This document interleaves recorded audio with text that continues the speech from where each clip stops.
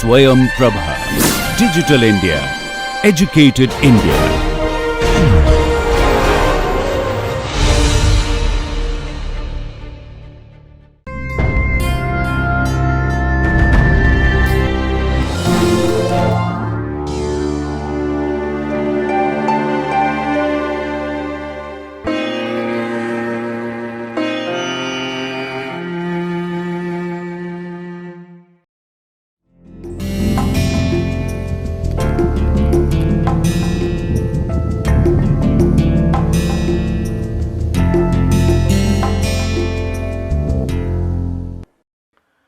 A very good morning, good afternoon, good evening, my dear friends and students. Welcome to this TKM2 NPTEL MOOC course, and this is the 8th class or 8th lecture which we are going to have.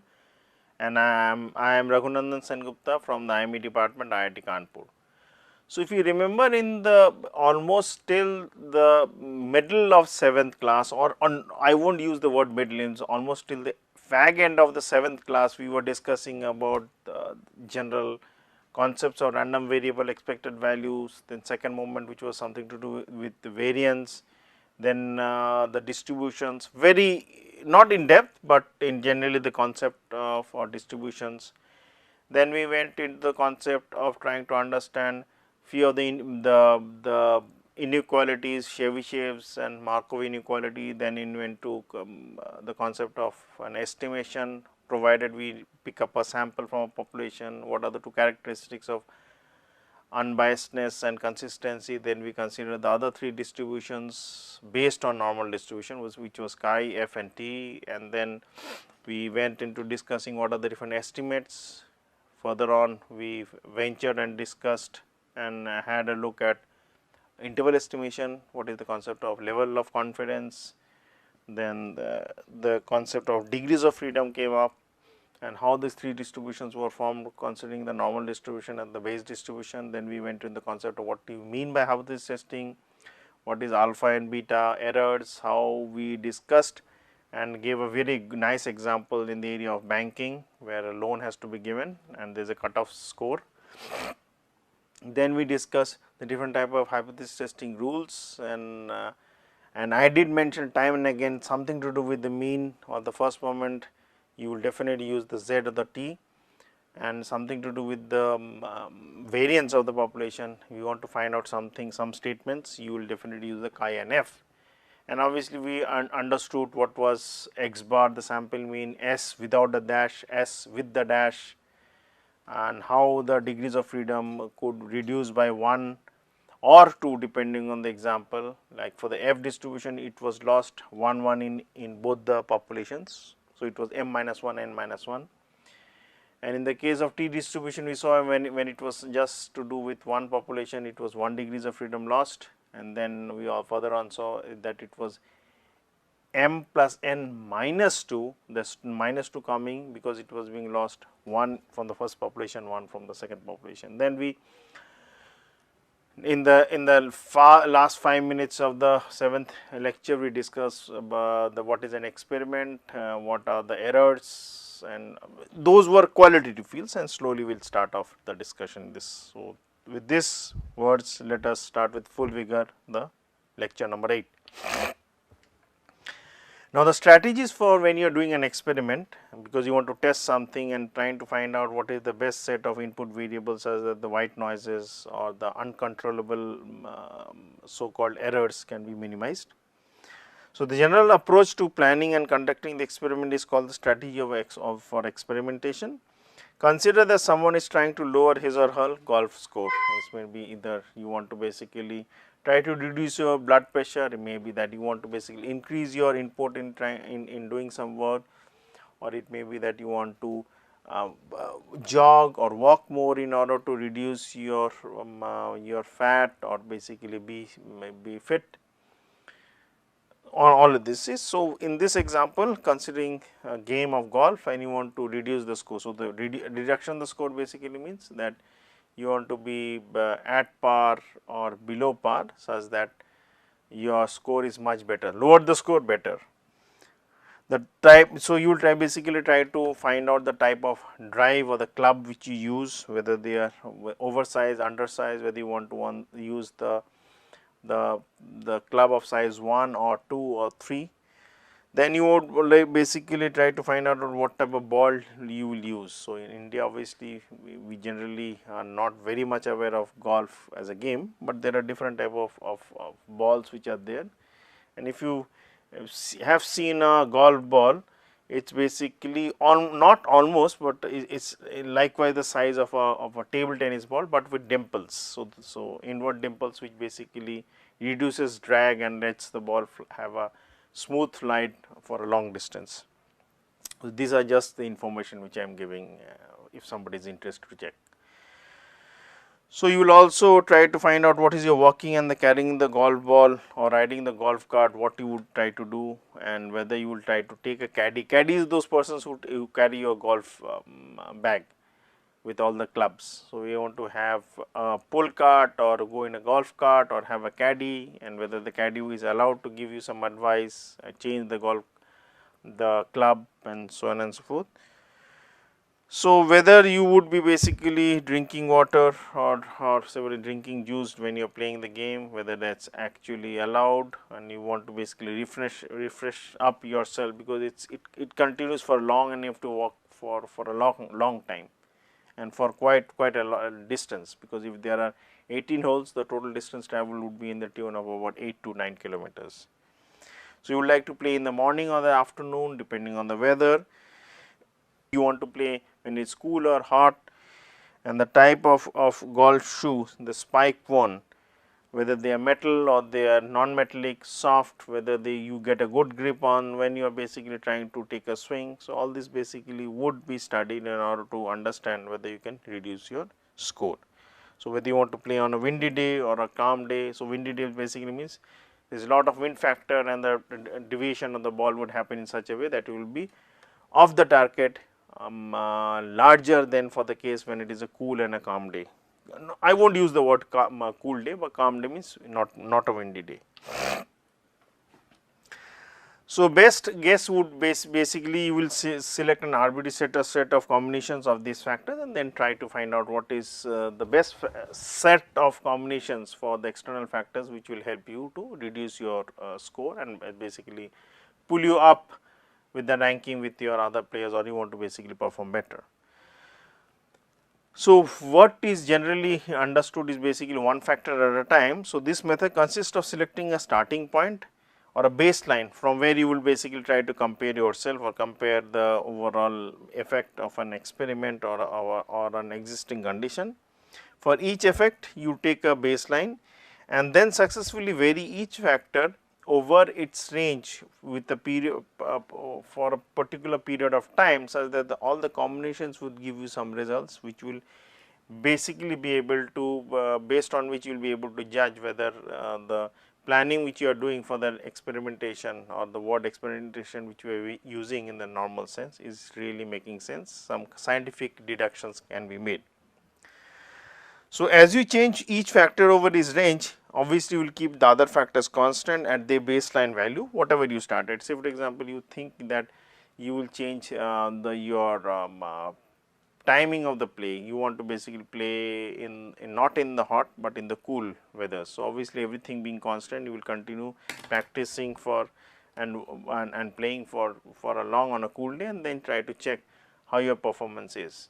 Then say for example, you will keep the other factors, one factor changing, other factors being constant, and try to basically compare how your performance is. After all tests are performed in different combinations, a series of graphs or basically analysis are usually constructed showing how the response variable is effective. Response variable is basically the output which you are trying to understand, that whether your score is reduced or whether you have reduced your weight if you are basically jogging. Say for example, jogging and walking, you think, I am not shifting the whole focus of the discussion, I am giving a different example. Say for example, you think that brisk walking in the morning is better, or else you may think that you cannot work very briskly because in the morning you are a little bit tired. So, you will take some time before you really get in the mood. So, hence you will basically try to or like to switch on to the evening time. Maybe you would like to basically change your path or change your shoes or basically wear a kneecap, or in the winters or the summers you would like to change your timing accordingly such that you basically give out your maximum amount of energy, because loss of calories would basically burn out your fat. So, you are able to reduce your weight and be much healthier in the general sense. So, when we do that, so you will basically constructing showing how the response variables is affected by varying each factor with all the factors held constant. So, when you do that, it is basically a factorial experimentation which is being done, where factors are varied together instead of one at a time. So, they are varied together in such a way that you are able to understand the collective overall effect on the response. So, in one factor at a time you will basically change one, keep other fixed, and in when you are doing a factorial explanation you will basically do a combination of them.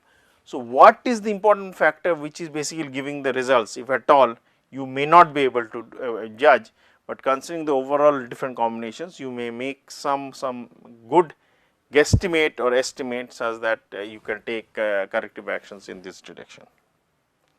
So, let us consider an example or in a qualitative sense. In many integrated circuit manufacturers steps, wafers are completely coated with layers of material such as silicon dioxide or a metal. Then the unwanted material is then selectively removed by etching. So, this can be chemical etching and or electrical etching through a mask, thereby. So, basically you have a wafer, you put the very thin layer in microns of a silicon diode, and then you put a mask. Like mask is basically you want to write something on the wall. So, and you have a stencil. It's basically we generally use the right word when we generally use in classes. You want to use a stencil, so the writing is very nice. So, the mask would be put on the wafer which is already coated as I mentioned, and then you etch out using some chemical process or a micro nano electrical process, so that the circuit is basically made. So, that is how the etching is done. So, unwanted material is then selectively removed by etching through a mask, thereby creating circuit patterns, electrical interconnections and connections are made, and areas in which diffusions or metal depositions are to be made are done. A plasma etching process is widely used for this operation, particularly in small geometry applications. An engineer is basically interested in to investigate the relationship between the RF factor setting and the etch rate for this tool, such that the etching is not too much or not too less. The objective of an experiment like this is to model the relationship between each etch and the power, so as to specify the power setting that will give a desired target rate for each etch, such that if there is more etching or less etching, obviously the circuit basically gets damaged, it is not of no use. So, you have to basically have a particular rate of etching depending on which the circuit is absolutely perfect. So, there is no so called short circuits and or loops are not there where the current does not flow. So, this is the main aim when you are doing integrated circuits IC manufacturing is being done. So, the engineer is interested in a particular gas, and the gap say for example is 0.80 centimeters, and want to test 4 levels of powers which are 160, 180, 200 and 220. Depending on that you will want to find out what is the rate of etching. It was decided to test 5 wafers at each level of this power. So, for 1860 we will test 5 of them and find out the average performance. Similarly do for 5 different other IC circuits which has been in the raw stage like wafer with a coating. Then again for 200 you have another 5, then for 220 you have another 5. So, this is example of a single factor, that means you are keeping everything constant, you are only changing the power to find out the performance. So, these 4 different wattages into 5 wafers in each, this 20 runs should be made in a random order. So, you need not do 160, 160 all at one go, it can be 160, 200, 220, 160, 180 and in this sequence, any of them. This randomized test sequence is necessary to prevent the effects of unknown nuisances. So, variables which you cannot control, perhaps varying out the control during the experiment is best. from contaminating the results. Suppose that we were to run 20 test wafers in the original non-randomized order, that is all 5 161st, then 180 and so on and so forth. If the etching example exhibits a warm up, so in say for example, when you are doing it 160 one at a time, first go, then 180. So, what you are doing is you are slowly increasing the power. So, that may have an effect undesirable, which should not be there in the experiment, and it would contaminate. I am using the word contamination in a very general sense, that it will contaminate your results. So, the etching tool exhibits a warm up effect such that longer it is on, the lower the observed etch ratings will be. The warm up effect will potentially contaminate the data and destroy the validity of the experiment, based on which you can find some meaningful conclusions. So, this is a set of example. So, 1 to 20 are given for the example. The random numbers sorted out are given, random numbers based on how whichever sequence of etching you are doing, and the power sequence are given. So, if you pay attention to the last most column, which is the third column, you will see the powers are changing from 200 to 20, then again 220, 160, then 160, 180. So, this is a random test based on which you are trying to do. So, there is no such biasness which you willingly try to basically force into the system. So taking this information from, as I said, it is basically the Montgomery book. So, etch rate, the table basically discusses the etch rate in angstrom per minute from the plasma etching experiment which you have done. So, you have basically observations which are marked as 1, 2, 3, 4, 5, and the powers are given on the leftmost column, that is starting from 160, 180, 200, 220, and the totals are given from where you find out the averages. So, there are, say for example, for 160 the observations are in, that is angstrom per minute. So, they are, if you consider the row corresponding to 160. So, they are 575, 542, 530, 539, 570. So, the total is 2756, you divide by 5 and you get the averages. So, if you look at the averages, which is again given on the rightmost column, they are those corresponding to 551.2, so on and so forth, till the last one, which is 707.0 are for power values starting from 160 to 220. So, if you basically plot them on a scatter plot with basically power on the x axis and the etch rate on the y axis. Similarly, you do a comparative box plot with power rate on the x axis and etch rate on the y axis. So, you basically get the box plot, which I will try to highlight. So, these are the box plots for 160, 180, 200 and 220. So, I will just highlight it first here and then go into the next diagram, which is for the power with respect to the etch rate, and you are trying to basically do the scatter diagrams. So, what I want to do is like this. Let me check the color. Yes. So, if you see this middle line, which is the median, and this box. So, the part above, vertically above the median and below the median are the respective quantiles greater than or less than with respect to the median, because the values are increased along the y axis as you go vertically up. So, this gives you the values of with respect to the median and the quantile plots or the comparative box plots. So, if I go to the case where I want to understand, let me use the color with respect to the scatter plots. So, the scatter plots are given for 160, 180, then 200, 220. So, they give me the points, but they do not give me where the median is or the mean is. So, we can find it out and do a study about that. Both graphs indicate that the etch rate increases as power setting increases. There are no strong evidence to suggest that the variability in etch rate around the average depends on the power setting. So, for average obviously would be changing, but considering there is huge amount of fluctuation in and around the mean value with respect to the power, we cannot generally find out.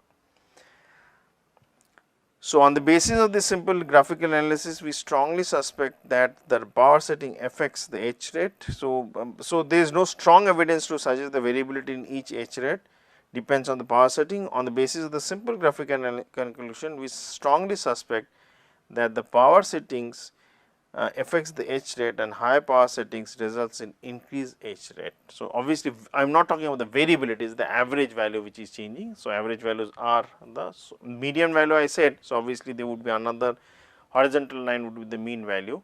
So, obviously, that would change depending on the power setting which is there, which I am putting for this example. Suppose that we wish to be more objective in analysis of this data. Specifically, suppose that we wish to test for differences between the mean H rate at all levels. So, all these levels are 4 levels which I am considering for 160, 180, 200, 220. Thus, we are interested in testing the equality of all the 4 means. It might seem that this problem could be solved by performing a simple t-test for all the 6 possible pairs of means.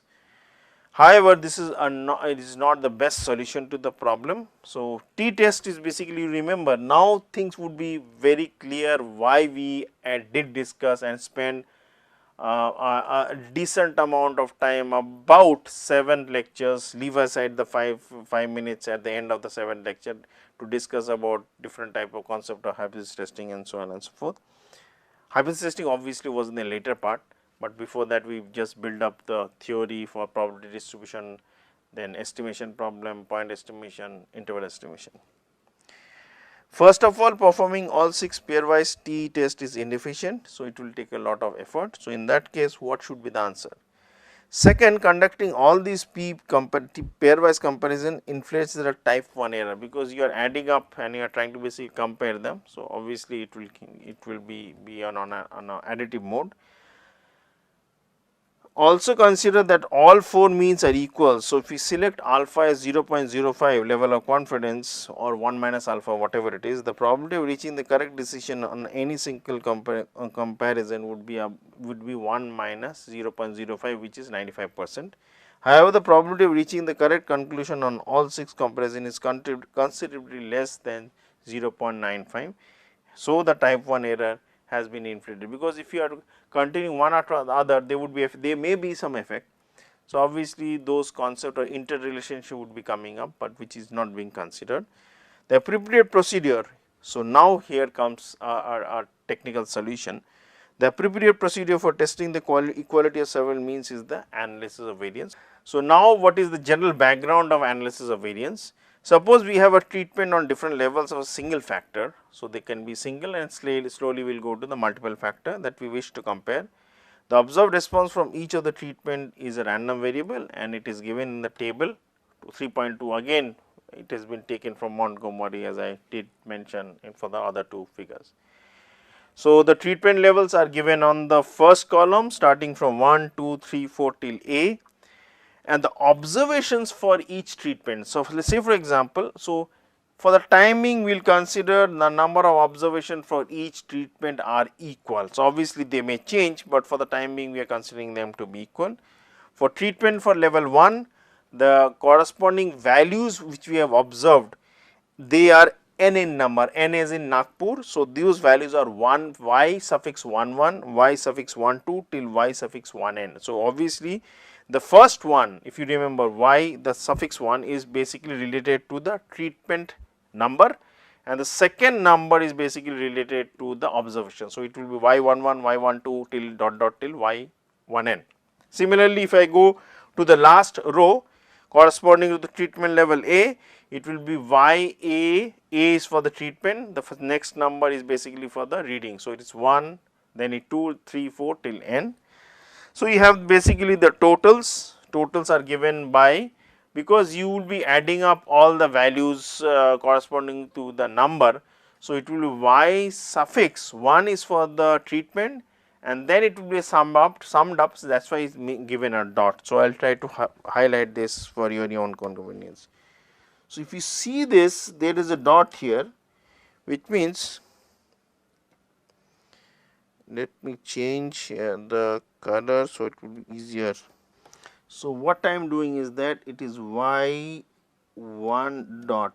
So, when I am using this dot, it basically means I am summing up all the observation pertaining to n, and in case if I write as y dot, say for example n1, it would mean that I am basically, so the first one which I wrote y1 dot suffix is basically sum up along the row, and it is y dot n1 is basically for any particular observation we are summing up all the one which are along the column. So, they may be relevant later on, but I just wanted to tell you what is the nomenclature we are trying to follow. So, similarly, so as we do that, we have the totals y1 dot, y2 dot till ya dot. If you sum them up, obviously summation would give you the idea that both would be dots. Dots basically very simply give you the information they have been summed up both along the rows and on the columns. We find out the averages. Averages nomenclature would also be very scientific based on what we are doing. So, it would be y1 dot with a bar corresponding to the fact that all the sums have been done for the particular reading number and not the experiment number or the treatment level. So, obviously, it can be also put as y bar, then it is dot comma n1 corresponding to the case I am trying to find out the average for a particular reading, but similarly for all the treatment numbers. So, each value represents the jth observation taken under factor level or treatment I. So, there will be in general n observations under the ith treatment, as I did mention it very clearly. So, now what we will try to understand is basically build up the model. So, Yij, which is basically for the treatment number I and the jth observation, it will basically would have some mean value with some error. So, that mean value obviously would be mu suffix I plus epsilon ij, is basically corresponding to the experiment number and the observation number. So, here I is changing from 1 to a and j is basically changing from 1 to n. So, Yij is the ijth observation, mu I is the mean of the ith factor level of treatment, and corresponding epsilon is the random error component that incorporates all the other source of variability in the experiment, including measurement, variability arising from uncontrolled factors, different combinations. It may be the difference between the experiment units which are being used, such as the test element to which the treatments are being applied, the general background noise in the process, such as the variability over time, effects of environmental variables, humidities, they may be related to temperature, pressure, whatever it is. So, the errors have certain assumptions, which is the errors are assumed to have a mean value of 0. So, hence the expected value of if I consider this one, so which I am going to circle now, this average value would be basically mu I as rightly mentioned, and moreover the errors have an expected value as 0. So, obviously, that will not come. The above equation is known as the means model, and the mu value can be written as basically corresponding to an average mean value with some tau I corresponding to, say for example, the h. So, generally what I am considering that if you go back to the experiment of 180, 160, 200, 220, there would be one mean value combined for all of them, and plus and minus would be the value which will come corresponding to the experiment which I am performing, corresponding to the fact that I am changing one of the main factors for the experiment. So, this tau value can be plus and minus depending on how we have set the examples. So, with this I will end this lecture, 8th lecture, and continue discussing more about ANOVA models in the 9th and so on and so forth. And I am sure that things are becoming now right in the right frame of mind, considering that we are slowly trying to basically go into the design of experiments and consider total quality management in the right perspective. Thank you very much for your attention. Have a nice day. Bye.